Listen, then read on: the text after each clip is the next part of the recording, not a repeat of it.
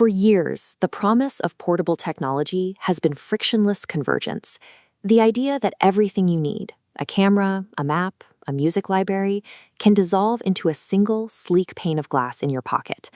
When the iPhone arrived in 2007, it cemented that dream as the baseline expectation. Suddenly, carrying separate devices felt like a failure of design. But relying on one piece of glass introduces a critical vulnerability. Every minute you spend watching video or streaming music burns down the exact same battery you need to call a cab or check in for your flight. Your entertainment actively cannibalizes your lifeline. The alternative is the logistical reality of modularity. You carry dedicated devices for dedicated tasks.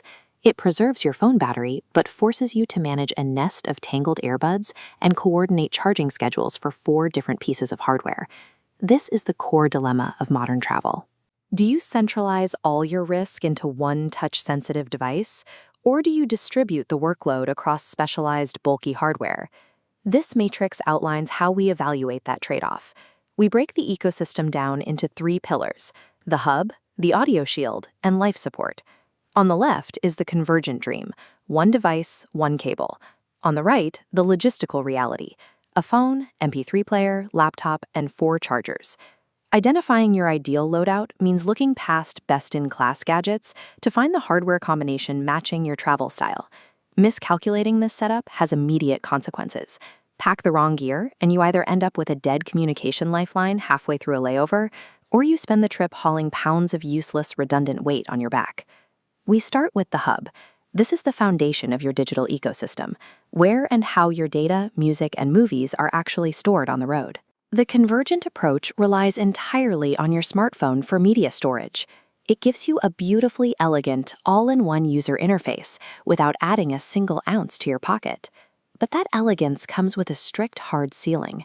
You max out internal flash storage quickly, often hitting a wall at 8 to 32 gigabytes, and accessing that media guarantees a fast, steady drain on your battery.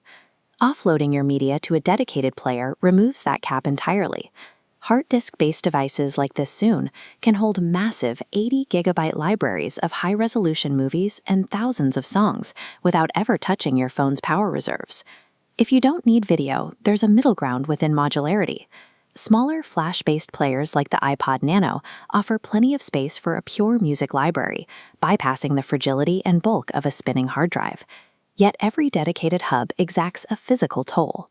You are adding up to 22 extra ounces to your carry-on and committing to managing a completely separate charging cable every night at the hotel. This chart plots your options by effort and bulk on the bottom axis and performance and capacity on the vertical axis. A smartphone sits low on both. A heavy media player sits high on both. And sitting at the extreme high end of modularity for enterprise data is the hardware-encrypted USB drive. It guarantees security if dropped or stolen, but requires specific software authentication on a host PC just to access your files. Offloading your media to a dedicated hub effectively shields your phone's battery from wear and tear, but you pay for that protection directly through the heavy toll on your physical carrying capacity. Next is the audio shield. This pillar dictates how you interact with unpredictable, noisy environments, from roaring subway cars to crowded departure gates. Active noise canceling, or ANC, over-ear headphones tackle low-frequency background noise like airplane engines head-on. They use microphones to read incoming sound waves and generate an opposing digital wave to actively neutralize the noise before it reaches your eardrum. That silence costs you. ANC headphones introduce significant physical bulk to your bag, require you to pack spare AAA batteries, and can dangerously isolate you from critical environmental cues like approaching traffic or boarding announcements.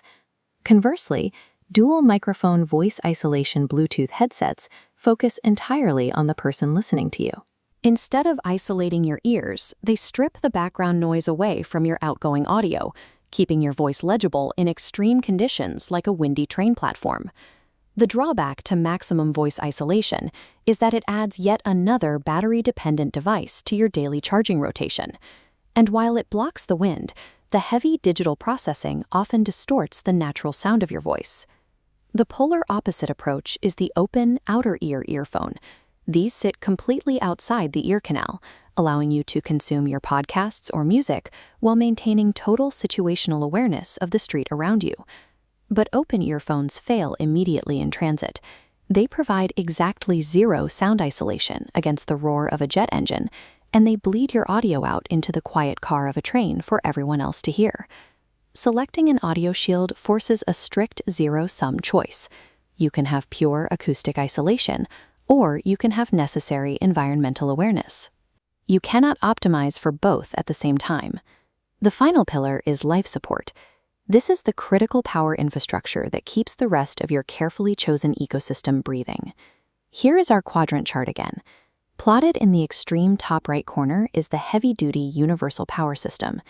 These massive bricks can simultaneously charge high-draw laptops and low-draw smartphones from almost any global outlet.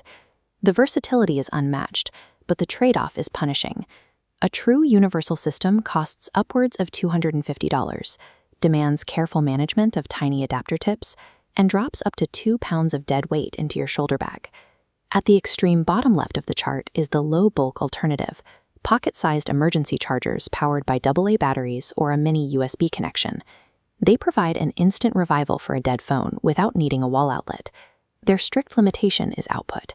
Emergency chargers deliver a slow trickle charge that is strictly limited to low-power devices. If you need to wake up a dead laptop or a heavy media player, these pocket boosters are entirely useless. Your power strategy defines the geographic leash of your ecosystem.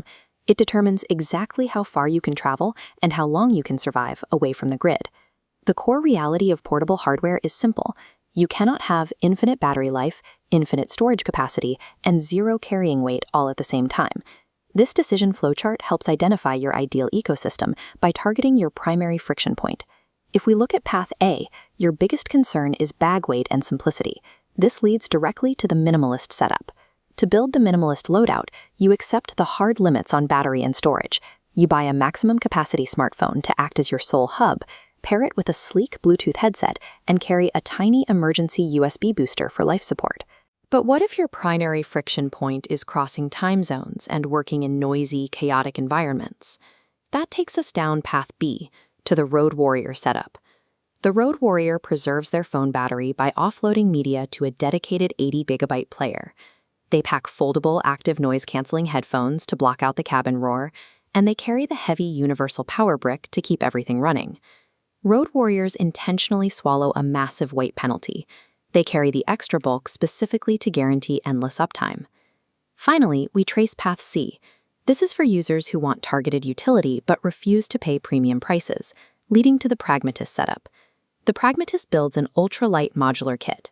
They use a cheap 4-gigabyte flash player to protect their phone's battery, passive noise-isolating earbuds for decent audio shielding, and a simple pocket AA charger for emergencies. This setup solves your key hardware vulnerabilities, battery drain, and storage limits, while remaining incredibly cheap to replace if a piece of gear gets lost or broken on the road. Maximizing the value of your gear requires a loadout mapped to your specific route, one that stays strictly within your weight limit, while providing exactly the infrastructure needed to keep you moving.